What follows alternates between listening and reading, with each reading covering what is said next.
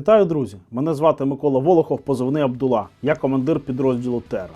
Воюємо у складі 3-го армійського корпусу на Харківському напрямку під командуванням Андрія Білецького. Ви на каналі «Терра Опс», де ми показуємо, як за допомогою безпілотних технологій Україна стримує агресію. У цій серії ми покажемо, як намагалися штурмувати вночі, але дрони 3-го армійського корпусу були на поготові. Ну і подивитися, що, власне, з цими відбулося. А у другій частині покажемо, як знищити ворожу логістику і зробити так, щоб ворожий штурм навіть не розпочався. Але перед тим, як розпочати, традиційно хочу подякувати всім тим, хто нас підтримує. Для тих, хто хоче долучитися, маємо постійний актуальний збір на саме ті FPV-дрони камікадзе, якими ми і спиняємо ворога на Харківському напрямку. Ссылка на збір за оцим QR-кодом або за посиланням в описі до відео. Також, друзі, ставайте нашими патронами на Патреоні та спонсорами на Ютубі. Для спонсорів і патреонів ми маємо унікальні відео, ну і також всякі прикольні цінні подарунки. А якщо немає можливості задонатити, просто поставте лайк, підпишіться на канал і напишіть коментар. Буду вам за це дуже вдячний. Отже, поїхали. Під час нічного патрулювання кілзони розрахунок ФПВ з подивом помічає важку броньовану техніку ворога. Перший ФПВ попадає в гусеницю МТЛБ, тим самим зупиняючи її. Останнім часом ворог постійно використовує багі, мотоцикли та квадроцикли замість традиційної бронетехніки. Тому неочікувана, але приємна зустріч з важкою бронетехнікою для нашого розрахунку. І не дуже для окупантів.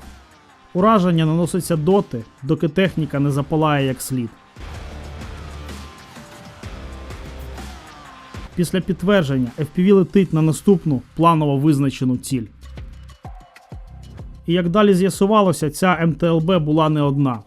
Розрахунок «Шрот» помічає броньований десантний автомобіль «Тигр». Все відбувається по вже класичній схемі. Перше ураження якнайшвидше, щоб зупинити техніку.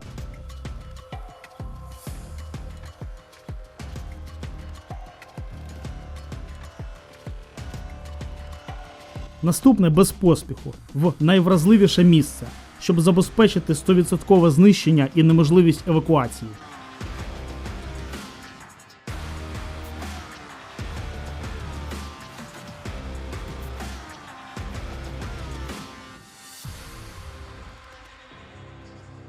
Союзний дрон спинив вантажівку окупантів.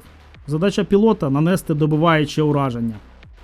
Під час першого заходу дрон втрачає керування через дію ворожого РЕП. Йде на другий захід і випадково стає свідком розкішної детонації вантажівки, в якій, як виявилося, була не піхота, а боєкомплект. І як вишенька на торті до такого шикарного вибуху, з-за повороту виїжджає МТЛБ, обліплена піхотою. Схоже на те, що цієї ночі фортуна грає на боці 3-го армійського корпусу. Піхоті, що сиділа зовні на броні, цей двіж, схоже, не сподобався.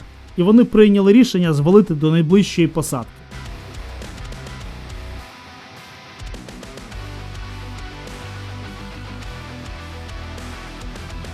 Проте для такої великої компанії непрошених гостей нам дронів не шкода.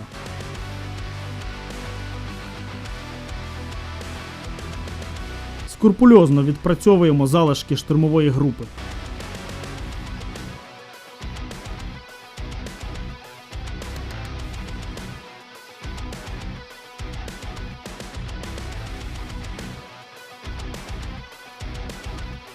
Підіб'ємо коротенький підсумок. Ворог намагався використати темряву і дозволив собі пересуватися на більш масивній броньованій техніці, на відміну від минулого штурму, де він використовував квадроцикли.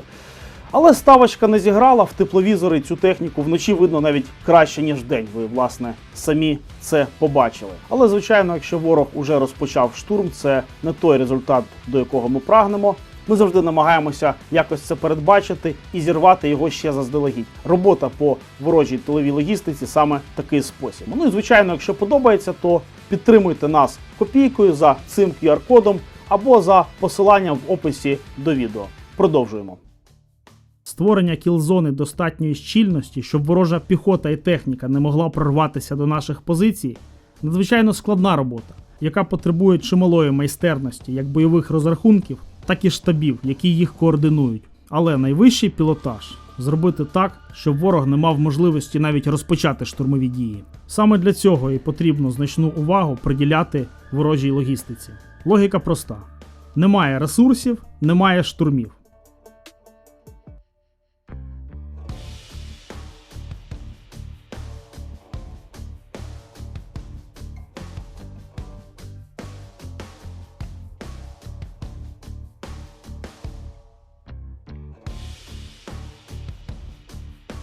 Цих Іванів спіймали при розвантаженні боєкомплекту.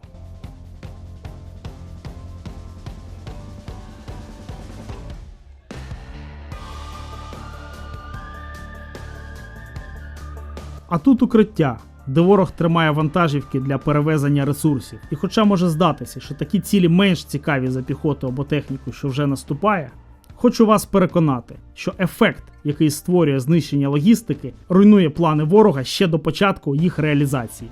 А це саме те, що нам і потрібно.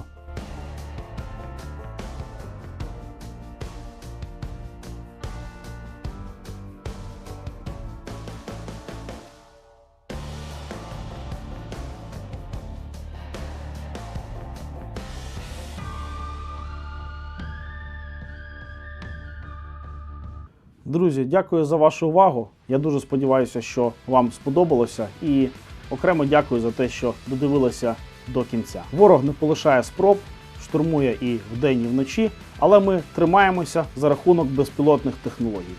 До речі, на які ви нам донатите, за що я вам хочу сказати окреме величезне дякую. Друзі, 5-та весна, але вірю, що вона може бути остання. І коли перемога настане, вона буде нашою з вами спільною. Слава Україні!